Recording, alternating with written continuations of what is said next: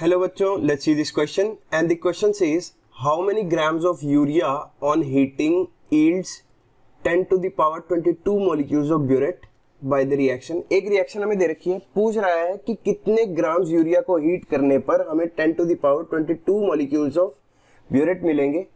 तो रिएक्शन हमें दे रखी है और चार ऑप्शंस दे रखे हैं जिसमें ग्राम्स ऑफ यूरिया हमारा आ जाएगा। So let's see the solution. तो यहाँ पर की कंसेप्ट क्या यूज होने वाला है, देखो 10 to the power 22 मॉलिक्यूल्स दे रखे हैं और ग्राम्स निकालना है। तो मॉलिक्यूल से ग्राम्स निकालने के लिए सबसे पहले हमें मोल्स निकालने पड़ेंगे और मोल्स निकालने के लिए लगेगा मोल कंसेप्ट। तो यहाँ पर जो की कंसेप्ट यूज होने वाला है दैट इज की concept will be mole concept.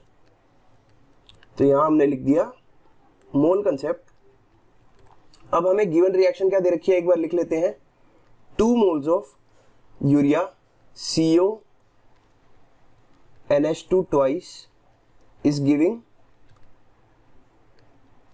burette NH2 CO NH CO NH2 plus ammonia. तो ये गिवन रिएक्शन है हमारी और दे रखा है कि इसके 10 to the power 22 मॉलिक्यूल्स हमें बनाने हैं ब्यूरेट के। तो यहां पर एक काम करो, लिख लेते हैं 10 to the power 22 मॉलिक्यूल्स। तो मॉलिक्यूल्स हमने लिख लिए। अब यहां पर देखो, अगर हमें मॉलिक्यूल्स को नंबर ऑफ मोल्स में कन्वर्ट करना है तो हमें फॉर्मूला पता है that number of moles n is equal to molecules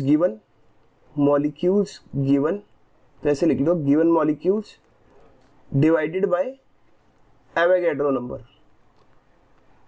तो यहां से अगर हमें मोल्स निकालने हो तो हम लिख सकते हैं that moles will be equal to moles n will be equal to 10 to the power 22 divided by 6.022 into 10 raised to the power 23।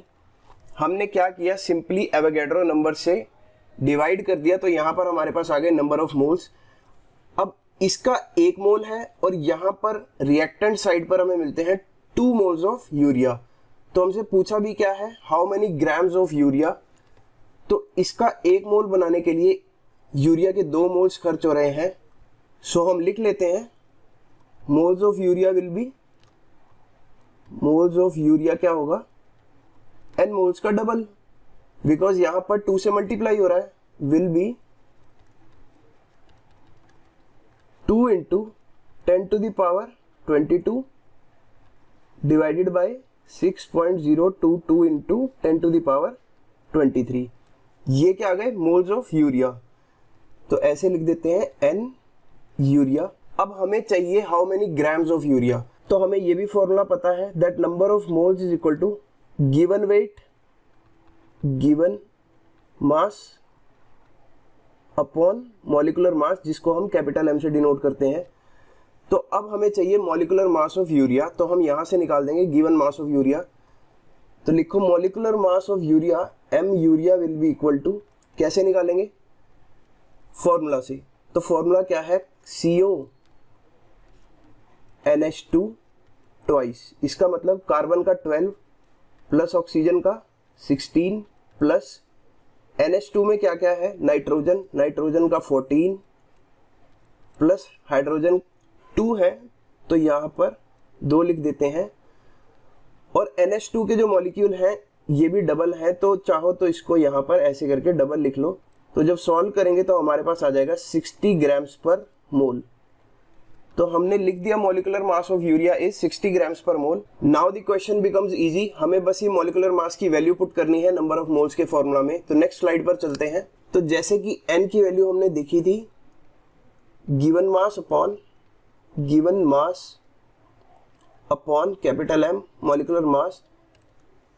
तो पुटिंग वैल्यूज, जो वैल्यू हमने निकाली है उसको पुट करना है बस, पुटिंग वैल्यूज